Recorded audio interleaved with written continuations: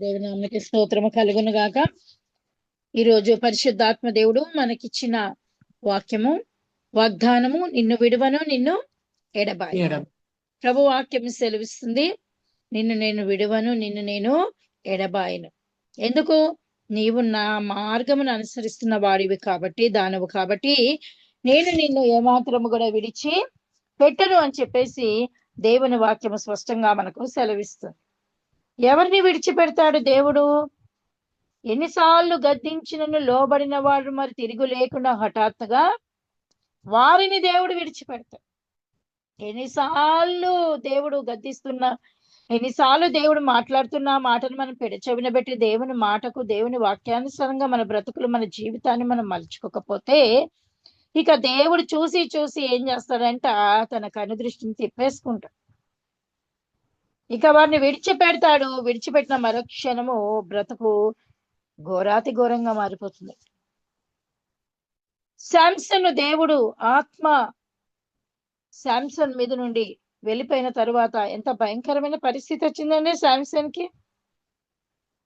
ఫిలిస్తీన్లు వచ్చి శాంసన్ మీద పడి తను లోపరుచుకొని ఆ కండ్లను ఊడబెరికి ఇక నానా చిత్రహింసలు చేశారు.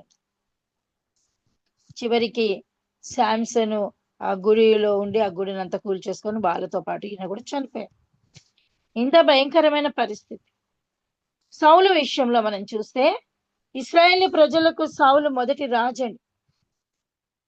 ఆ మొదటి రాజుగా ఉండి దేవుడు తన అభిషేకాన్ని ఇచ్చి సౌలు పట్ల ఎంతో ప్రణాళిక కలిగి ఉంటే సౌలు ఏం చేశాడు? గర్వించాడు. మరి గర్వించి ప్రవక్త మాటను ధిక్కరించి చివరికి దేవుని ఆత్మ తన మీదకి వెళ్ళిపోయి ఏమొచ్చిందంటే, సౌలు మీద నుంచి దేవుని ఆత్మ వెళ్ళి ఒక దురాత్మ తన మీదకి వచ్చి ఈ పని చేయడం ప్రారంభించింది. ఈ రోజులో దైవ బిడ్డలమైన మన జీవితంలో కూడా దేవుడు అనేక మారులు మనల్ని దర్శిస్తున్నాడు, మాట్లాడుతున్నాడు, గద్దిస్తున్నాడు, బుద్ధి చెప్తున్నాడు, బ్రతిమిలాడుతున్నాడు, ప్రేమ చూపుతున్నాడు, సహిస్తున్నాడు, ఓర్చుకుంటున్నాడు, ఓపిక కలిగి ఉన్నాడు. ఇంకా మనకు సమయం ఇస్తూ సజీవ లెక్కలో లెక్కిస్తూ దేవుడు ఇట్టి అవకాశాన్ని మనకి ఇస్తే కూడా ఈ అవకాశాలు చాలా మంది మనలో ఏం చేస్తున్నారు? జార విడుచుకుంటున్నారు. ఇంత కరుణిస్తున్న దేవుని కరుణను తృణీకరిస్తున్నారు. తర్వాత బాధపడాల్సింది, తర్వాత నెత్తి నోరు కొట్టుకోవాల్సింది ఎవరు? ఎవరైతే ఆయనను తృణీకరిస్తున్నారో అట్టి వారికి భయంకరమైన శ్రమల పాలైతారు. యెహోవా తమకు దేవుడు కాగల జనులు ధన్యులు.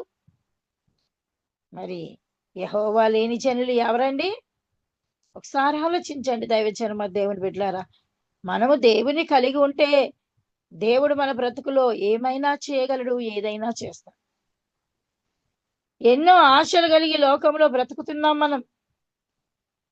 మన కుటుంబాలు కూడా ఆశీర్వదించబడాలి, మన కుటుంబాలు కూడా ఉన్నతంగా ఉండాలి, మన కుటుంబాలు కూడా దీవించబడాలి. మనము ఎవరికి చెయ్యి చాపకుండా ఉండాలి, మనం ఆశీర్వాద కారణంగా ఉండాలి. ఎన్ని ఎన్ని ఎన్ని ఆశలు కలిగి లోకంలో మనం ఉంటున్నామండి. అయితే ఆశలు నెరవేర్చబడుతున్నాయా? మనం అనుకున్నది జరుగుతున్నదా? మన జీవితాలు ఆశీర్వాదకరంగా మార్చబడుతున్నాయా? కొందరు జీవితాలు దేవుడు ఆశీర్వదిస్తున్నాడు, కొందరి జీవితాలను దేవుడు వదిలేస్తున్నాడు. ఎందుకు? దేవుడు పక్షపాత అట్లనరాదు. ఎవరైతే దీన మనసు కలిగి ఆయన బలిష్టమైన హస్తము కింద వణుకుతున్నారో ప్రభు వారిని దృష్టిస్తున్నాడు. ఎవరైతే ఏం కాదులే అని సర్దుకపోతున్నారు, ఏం కాదులే అనుకుంటూ గర్విస్తూ ఉన్నారు, ఏం కాదులే అని చెప్పుకుంటూ తమకు తామే దేవుని మార్గం నుండి తొలగిపోతున్నారు, అలాంటి వారు శ్రమల పాలైపోతున్నారు. చివరికి వారి అంతము ఘోరాతి ఘోరంగా ముగుస్తుంది. మనం అనుకుంటాము, ఇది నిర్లక్ష్యం చేస్తే మాకేం కాదులే అనుకుంటాము. కానీ తర్వాత దాన్ని నిర్లక్ష్యం చేసినందుకు మనం వచ్చిన రిజల్ట్ చూస్తే తట్టుకోలేం. అయ్యో ఆ రోజు అలా చేసి ఉండకుండే బాగుండేది కదా అనుకుంటాం. కానీ ఆల్రెడీ చేసేసాం కదా. ఇప్పుడు అనుకుని ప్రయోజనం ఏమన్నది దైవజనమా? చేతులు కాలిపోయాయి కదా. ఓ సామెత ఉంది కదండి, చేతులు కాలక ముందు ఆకులు పట్టుకోమని. చేతులు కాలాక ఆకులు పట్టుకుంటే ఎలా? దీపం ఉండగానే నీ ఇంటిని చక్కబెట్టుకోమన్నారు. దీపం ఆరిపోయాక ఇల్లును చక్కబెట్టుకుంటానంటే అది అయ్యే పనేనా దేవుని బిడ్డలారా? వెలుగు ఉన్నప్పుడే, దీపం ఉన్నప్పుడే, సమయం ఉన్నప్పుడే, దేవుడు మనల్ని సంధిస్తున్నప్పుడే, ప్రభు ఆత్మ మనం బలవంతం చేస్తున్నప్పుడే, దేవుడు మనతో మాట్లాడుతున్నప్పుడే ఏం చేయాలా? లోబడిపోవాలి, లొంగిపోవాలి.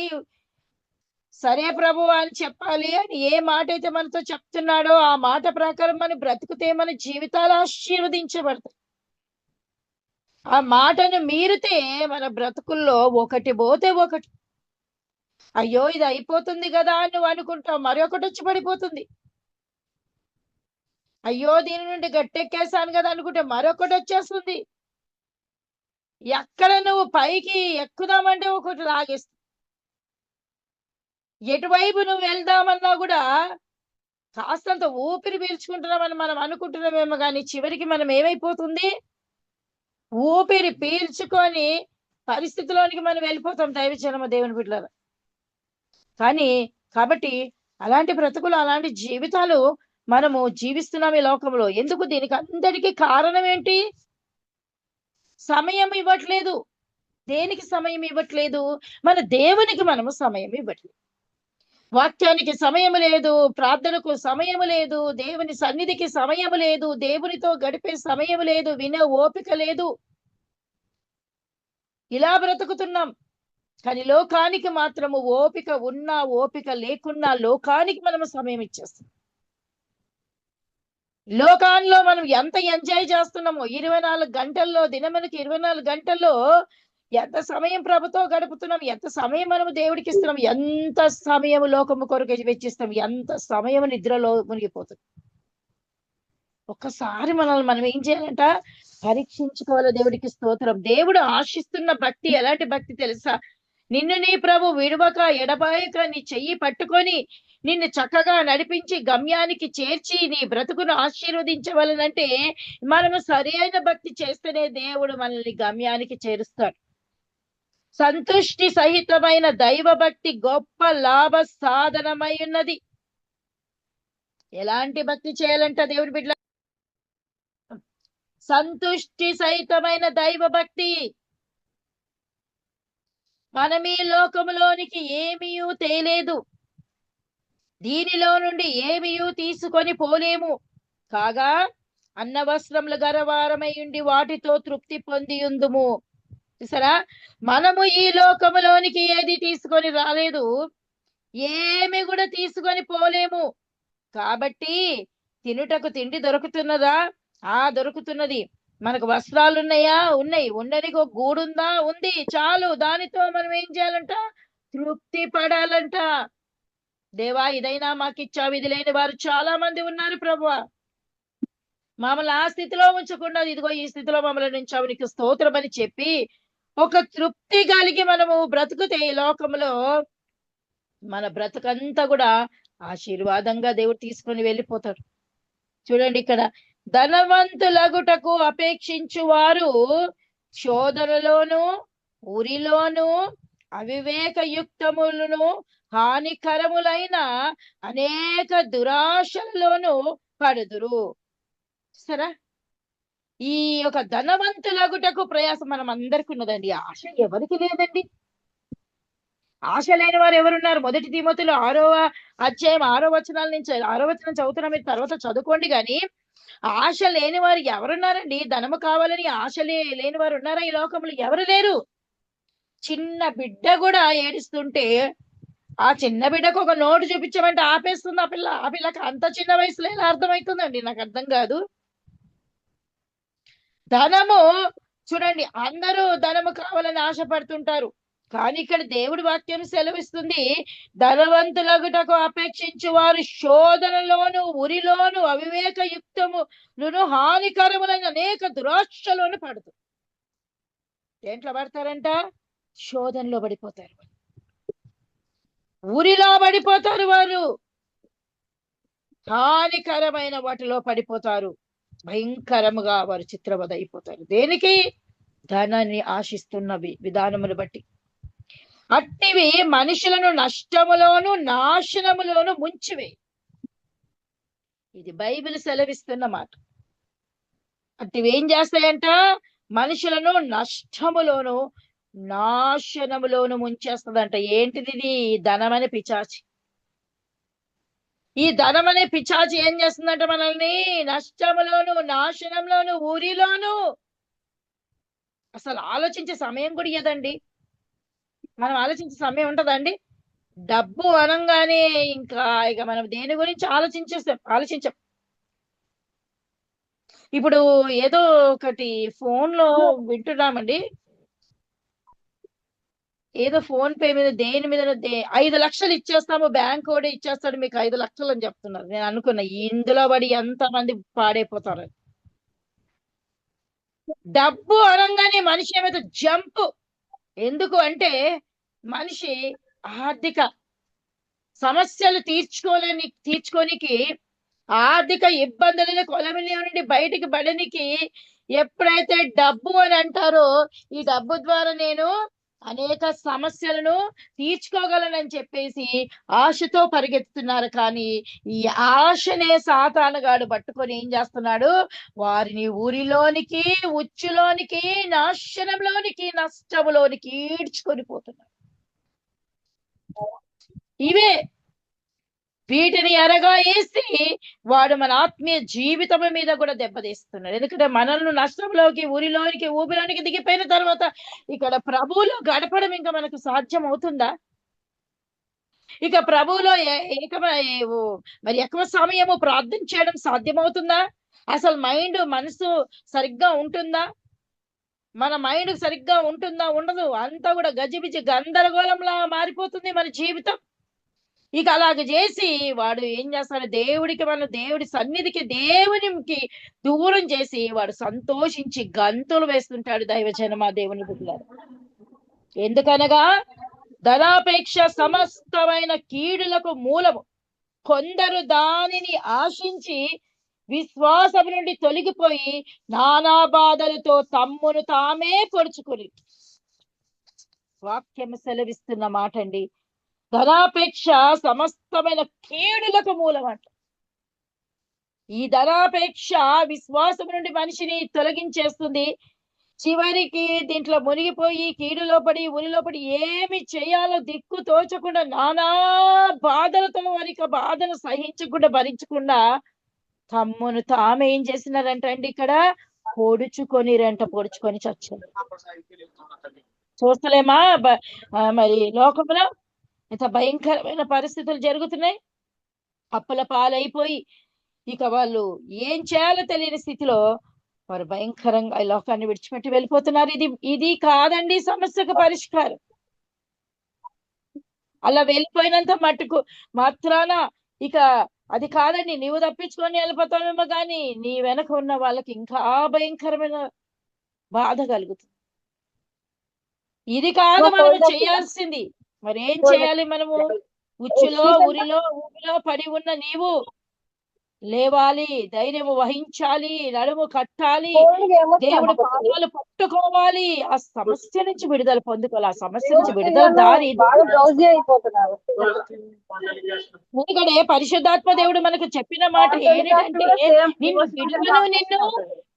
ఎడబాయను, నేను విడిచిపెట్టను. ఎందుకంటే నువ్వు ఏ శ్రమల గుండా, ఏ బాధలో, ఏ సమస్యలు, ఏ ఊబిలో నువ్వు ఉన్నా నిన్ను విడిచిపెట్టను. నిన్ను నా చేతులతో పట్టుకుంటా, నీ సమస్య నుంచి నీకు విడుదల చేస్తా, నీ బాధకు దూరం చేస్తా, నీ బ్రతుకును సౌఫల్యం చేస్తా, నీకు వచ్చిన ఈ కీడు నుండి నేను దూరం పరిచి నేను నిన్ను కాపాడుతాను. దేవుని వాక్యం సెలవిస్తుంది. ఈ నిరీక్షణ మనకుంది. క్రైస్తవ బిడ్డలైన మనకి నిరీక్షణ ఉంది, విశ్వాసం ఉంది. కాబట్టి తొందర పాట పాడొద్దు.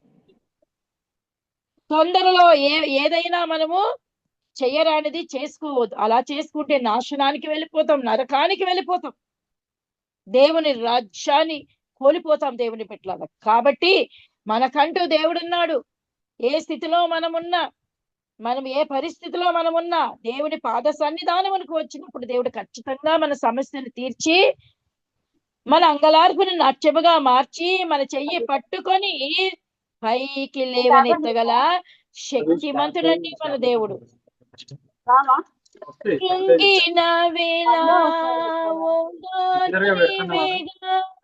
నన్ను ధైర్యపరచు, నా తోడు నీవేగా. కృంగిన వేళ ఓదార్పు నీవేగా, నన్ను ధైర్యపరచు, నా తోడు నీవేగా. మరువగలనా నీ మధుర ప్రేమను, యేసు నా జీవితాంతము, యేసు నా జీవితాంతము. చేయి పట్టుకో, నా చేయి పట్టుకో, నే జారిపోకుండా, నే పడిపోకుండా, యేసు నా చేయి పట్టుకో, యేసు నా చేయి పట్టుకో. ఆయన ప్రేమ మనకున్నది. ఆయన మన చెయ్యి పట్టుకొని లేపుతాడు. నీవు పడి ఉన్న ఊబిలో నుండి, నీ కీడులో నుండి, నీవు పడి ఉన్న ఉచ్చులో నుండి నిన్ను లేపి మరలా బాగు చేసి నిలబెట్టగల శక్తిమంతుడు మన దేవుడు, మన యేసయ్య మనతో ఉన్నాడు. 100 గొర్రెల మందలో నుండి ఒక గొర్రె తప్పిపోతే 99 గొర్రెలు ఉన్నాయి కదా అని చెప్పి వదిలిపెట్టలేదండి ఆ కాపరి. తప్పిపోయిన గొర్రెను వెదకి దాన్ని మరలా తీసుకొని వచ్చి దాని గాయములు కట్టి ఈ 99 వాటిలో దాన్ని చేర్చాడు. నీ జీవితం నాశనం అయిపోతుంటే నీ దేవుడు చూసి సంతోషించాడు. నువ్వు అంగలారుస్తుంటే, నువ్వు బాధపడుతుంటే, నువ్వు వేదన పడుతుంటే ఆయన చూసి నువ్వు సంతోషపడడు. ఆయన ఖచ్చితంగా నీకు సహాయం చేస్తాడు. నీ శ్రమలో నుండి, నీ బాధల నుండి, నువ్వు ఉన్న ఊబిలో నుండి నీకు విడుదలనిస్తాడు. అది ఒక్కరి ద్వారానే సాధ్యమవుతుంది. అదే ప్రభు అయిన యేసు ద్వారా. మరి ఎవరి ద్వారా ఇది సాధ్యం కాదు దేవుని బిడ్డలారు. ఇహమందు ధనవంతులైన వారు గర్విష్ఠులు కాక, అస్థిరమైన ధనమునందు నమ్మిక ఉంచక, సుఖముగా అనుభవించుటకు సమస్తమును మనకు ధారాళముగా దయచేయు దేవుని అందే నమ్మిక ఉంచుడని ఆజ్ఞాపించుము. చూసారా, ఇహమందు ధనవంతులైన వారు ఎలా ఉంటారంటే గర్విష్ఠులు. అస్థిరమైన ధనము, ఈ ధనం ఎల్లవేళలా మనతో ఉంటుందా దైవజనమా? ఒకసారి చెప్పండి. ఈ ధనం ఎప్పుడు మన వెంట ఉండడు. ఈ ధనము అప్పుడు కనబడుతుంది, అప్పుడు వెళ్ళిపోతుంది. ఇది అలా కనబడి ఎప్పటికీ ధనం ఉంటుందని అన్నది. ఓడలు బండ్లు అవుతాయి, బండ్లు ఓడలు అవుతాయి. ఈ సామెత మీకు అందరికీ కూడా తెలుసు. ఈ ధనము శాశ్వతము కాదు. దీనిని మనము నమ్ముకుంటే మనము ఇక అనుకోవద్దు ఎప్పుడు నేను ఇలాగే, ఏ క్షణాన ఎవరు కూలుతారో, ఎవరు పడిపోతారో, ఎవరు లేస్తారో అది దేవుడి చేతిలో ఉంది. కాబట్టి మనము అస్థిరమైన ధనం మీద కాదు, కానీ స్థిరమైన దేవుడి ఆశీర్వాదం మీద మనము నమ్మిక పెట్టుకొని ఆయన పాదాలు పట్టుకోవాలి. ప్రభు వాక్యమే సెలవిస్తుంది, నన్ను ప్రేమించి వారిని ఆస్తికర్తలుగా చేస్తా, వారి నిధులు నేను నింపుతా. ప్రభును ప్రేమిస్తాం, ప్రభుకు ప్రధాన స్థానం ఇద్దాం, ప్రభును వెంబడిస్తాం, ప్రభు పాదాలు పట్టుకుందాం, ప్రభును బ్రతిమలాడుకుందాం. ఆయనే మన సమస్త సమస్యల నుంచి విడుదల చేసి మన జీవితాలను ఆశీర్వదించగల శక్తిమంతుడండి మన దేవుడు. భయంకరమైన ఉపద్రవం వచ్చినా, భయంకరమైన మరణం వచ్చినా, భయంకరమైన కీడొచ్చినా, భయంకరమైన శ్రమలు వచ్చినా వాటి నుండి కాపాడేవాడు దేవుడు తప్ప మరి ఎవరు లేరు. మోషే జీవితాన్ని మనం చూస్తున్నట్టయితే, ఆ మోషే పుట్టిన ఆ సమయంలో ఇక అందరూ పిల్లలందరినీ కూడా చంపేస్తున్నారు. పసిపిల్లలందరూ కూడా చంపేసి, మగ పిల్లలందరూ కూడా చంపేస్తున్నారు. చంపేసి ఆ నైలు నదిలో పడేస్తున్నారు. ఆ నైలు నదిలో ఉన్న ఆ మొసళ్ళు ఏం చేస్తున్నాయి, వాళ్ళని మింగేస్తున్నాయి, ఆహారం అయిపోతున్నారు. ఇక 3 నెలలు దాచిన మోషే తల్లి వల్ల కావట్లేదు. ఆ బాలుని తీసుకొని పోయి అదే నైలు నదిలో ఒక జమ్మ పెట్టెలో పెట్టేసి దేవుడి మీద భారం వేసేసి అక్కడ పెట్టేసి ఆమె తన అక్కని కావలి పెట్టేసి ఆమె వెళ్ళిపోయింది. దేవుడికి ఎప్పుడైతే ఆ సమస్యను అప్పగించిందో, ఇక నా చేత కాదు ప్రభువా, ఇక నేను దీన్ని దాచలేను, నా వల్ల కాదు, చూస్తూ నా కుమారు నేను పోగొట్టుకోలేను, ఇక నీ చేతులకు అప్పగిస్తున్నాను జమ్ము పెట్టెలో ఎప్పుడైతే పెట్టి ఆ నైలు నదిలో ఆ నీళ్ళలోని వదిలిపెట్టినప్పుడు దేవుడు వదిలిపెట్టాడా? ఎటనా భవని అనుకున్నాడా ప్రభు? మొసళ్ళకు ఆహారంగా ఇచ్చేసాడా? లేదు కదా. ఎక్కడ తీసుకెళ్ళాడు ఆ పెట్టను? సీదా ఎక్కడ పోయింది? రాజకుమారి స్నానము చేయుటకు వచ్చింది ఆ ఫరో కుమార్తె దగ్గరకు సరాసరి వెళ్ళింది. చూసారా, మోషే బ్రతుకును ఎక్కడైతే శత్రువు సంహరించాలనుకున్నాడో, ఎక్కడైతే శత్రువులు మరి బ్రతకలియొద్దని పిల్లలందరినీ చంపేస్తున్నారు, ఆ శత్రువు దగ్గరికే, తన కూతురు దగ్గరికే పంపించాడు. ఆ శత్రువుతోనే మోషేని ఏం చేశాడు? పోషింపజేశాడు. ఆ ఇంటిలోనే మోషే పెరిగాడు, నానా విద్యలు నేర్చుకున్నాడు, పెద్దవాడే. ఇదంతా ఎలా జరిగింది?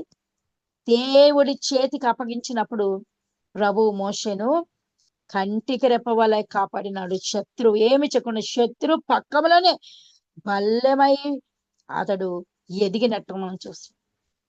నిజమే దేవుని బిడ్డలారా, మన సమస్య దేవుడికి అప్పగించినప్పుడు, మన వేదన దేవుడికి అప్పగించినప్పుడు, మన విశ్వాసంతో నిరీక్షణ కలిగి ఇక మనం ఎదురు చూసినప్పుడు, దేవుడి చేతులకి ఎప్పుడైతే మనం ఆ సమస్యను అప్పగిస్తామో దేవుడు దాన్ని పట్టుకుంటాడు. ఆయన ఏం చేయాలో అది చేస్తాడు. ఊరక నిలిచుండి చూడు, యుద్ధం ఎవరిదంట? యెహోవాది. తొందరపాటు పడాల్సిన అవసరం లేదు. మనం ఊరక నిలుచుండి చూడాలి, విశ్వాసంతో దేవుడి చేతులకు అప్పగించి చూడాలి. ఖచ్చితంగా దేవుడు మనకి ఏమిస్తాడంటమ్మా? విజయాన్ని ఇచ్చి తీరుతాడు, విజయాన్ని ప్రాప్తింపజేస్తాడు. నీకు ఏ సమస్య ఉన్నా, నీలో ఏ పోరాటం ఉన్నా, ఈ రాత్రికాల సమయంలో పరిశుద్ధాత్మ దేవుడు నీతో మాట్లాడుతున్న మాట ఏంటి తెలుసా? నేను నీకు విజయం ఇస్తా. నీవు నన్ను నమ్మితే, నీ చెయ్యి నాకు అందిస్తే, నా చెయ్యితో నీ చెయ్యి పట్టుకొని నీవు పడి ఉన్న ఊబిలో నుండి నేను బయటకు తీసుకొని వస్తా. ఎలా అందించాలి చెయ్యి? ఎక్కడ పోయి అందించాలో చెయ్యి? ఆయన వచ్చి ఎలా పట్టుకుంటాడు? దేవుడి సన్నిధిలో దేవుడి మాట విని, దేవుడికి లోబడి బ్రతుకు, దేవుని సంతోషపరచు, దేవుని ప్రేమించు, దేవునికి ఇవ్వాల్సిన సమయం దేవుడికి ఇవ్వు, ఆయనతో గడుపు, ఆయన పాదాలు పట్టుకొని గోచాడు. అప్పుడు ఆయన నీ చెయ్యిని పట్టుకొని బయటికి తీసుకొని వస్తాడు. నువ్వు పడిన ఊబిలో నుండి, నువ్వు పడిన గాఢాంధ కారపు లోయలో నుండి ఆయన నిన్ను పైకి తీసుకొని రాగల శక్తిమంతుడు మన దేవుడు. ఇది శక్తి గల దేవుడు. ఇదిగో ఈ రాత్రి కాల సమయంలో నీతో మాట్లాడుతున్నాడు. ఈ మాట నీతో మాట్లాడుతున్నాడు. నీవు నమ్మిన ఎడల నువ్వు దేవుని మహిమను చూస్తావు. నమ్మకం లేకుంటే ఏ మహిమను చూడవు. నమ్మితే ఆయన మహిమేంటో నువ్వు చూస్తావు. దేవుని బిడ్డ, ఎర్ర సముద్రము నీ ఆజ్ఞ మేరకు రహదారిగా మారగా, దాటిరే నీ జనులు బహుక్షేమముగా, ఆ జలములలోనే శత్రు సైన్యం మునిగిపోయేనే. కృపా సత్య సంపూర్ణుడా, సర్వలోకానికే చక్రవర్తివి నీవే యేసయ్యా. నా సన్మానానికే మహనీయుడవు నీవేనయ్యా, మహనీయుడవు నీవేనయ్యా, మహనీయుడవు నీవేనయ్యా, మహనీయుడవు నీవేనయ్యా. సర్వలోకానికి చక్రవర్తి. మనం ఆయనను సన్మానిస్తే, మనం ఆయనను గౌరవిస్తే, ఆయనకు విధేయత కలిగి ఉంటే ఆయన ఏదైనా చేయగలడు. ఎర్ర సముద్రములో ఫరో సైన్యానంతా కూడా ముంచేశాడు. ఆయన జనులకు ఆయన ఏం చేశాడంట? గొప్ప జయం ఇచ్చాడు, విడుదల ఇచ్చాడు, విమోచించాడు. ఇటు విడుదల నీకు కావాలా? ఈ విమోచన నీకు కావాలా?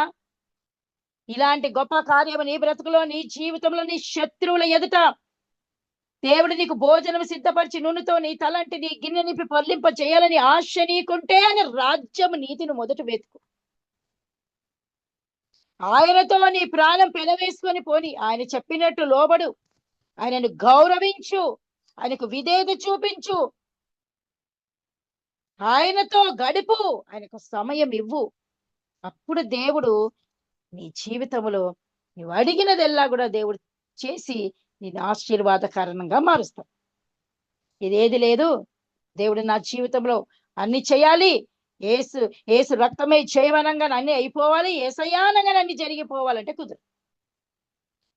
ప్రభువా ప్రభు అని పిలిచేవాడు పరలోక రాజ్యంలో చేరడు, కానీ నా చిత్త ప్రకారం జరిగించేవాడే నా రాజ్యమునకు అర్హుడు అని దేవుడు చెప్పాడు. కాబట్టి ప్రభువా ప్రభు అంటే ఇది జరగదు. మన మట్టుకు మనము నేను ఇంత చేశాను, నేను అంత చేశాను, ఇది నేను అది అంటే కూడా కుదరదు. మనల్ని మనం మెచ్చుకోవద్దు. ప్రభు మెచ్చుకొని వాడు యోగ్యుడు. దేవుడు చెప్పాలి మనల్ని చూసి, ఇదిగో నా బిడ్డ నా కొరకు ఇది చేస్తుంది, అది చేస్తుంది, ఈమె నా బిడ్డ నిజంగా నన్ను ప్రేమిస్తుందని దేవుడు చెప్పాలి. నువ్వు చెప్తే కాదు. మన సొంతంగా చెప్పుకుంటే కుదరదండి. దేవుడు మన విషయంలో చెప్పాలంటే ఎంత యథార్థంగా బ్రతకాలి, ఎంత నీతిగా బ్రతకాలి, నువ్వు ఎంత దేవుడు చూస్తుంటే దేవునికి ఎంత యథార్థమైన బ్రతుకులు బ్రతుకుతావు, అంత ఆశీర్వాదం. యథార్థవంతులకు చీకట్లో వెలుగు. నువ్వు చీకట్లో ఉన్న అక్కడ వెలుగు వచ్చేస్తుంది. క్రీస్తు వెలుగు నీపై ప్రకాశిస్తుంది. ఆ ఊబిలో నుండి దేవుడు నిన్ను బయటికి తీసి నీ బ్రతుకు ధన్యకరంగా మార్చేస్తాడు. నీ బ్రతుకు ఆశీర్వాదకరంగా తీర్చిదిద్దేస్తాడు. ఆలోచించు. సంతుష్టిగలమైన దైవ భక్తి కలిగి మనం బ్రతుకుతున్నామా? సరి అయిన భక్తి మనం చేస్తున్నామా? అలా చేస్తే నువ్వు ధన్యురాలు. అలా చేయకుంటే దేవుడు నిన్ను దాటిపోతాడు. నువ్వు ఏ ప్రయత్నం చేసినా అది విఫలమే గాని అది సఫలము కాదు. ఈరోజు నువ్వు చేసే ప్రతి ప్రయత్నము సఫలము కావాలా? ప్రభు నీ చెయ్యి పట్టుకొని నిన్ను నడిపించాలా, నిన్ను దీవించాలా, నిన్ను ఆశీర్వదించాలా? ఖచ్చితంగా దేవుడు ఈ కార్యం జరిగించాలంటే నువ్వేం చేయాలి? సరి అయిన భక్తి చేస్తేనే నీ జీవితం ధన్యం. సరి అయిన భక్తి చేద్దాం. ఆయన కృపకు పాత్రలం అవుదాం. ఆయన దీవెనల ఆశీర్వాదాలు పొందుకుందాం. మనమే కాదు, మన కుటుంబస్తులు అందరూ కూడా దీవెనల చేత నింపబడి అందరూ కూడా దేవుని చేత ఆశీర్వాదం పొందుకుని నిత్య రాజ్యమునకు వారసులమవుదాం. ఇట్టి కృప దేవుడు నీకును నాకును మనందరికి ఇచ్చి దీవించి ఆశీర్వదించునుగాక. ఆమేన్.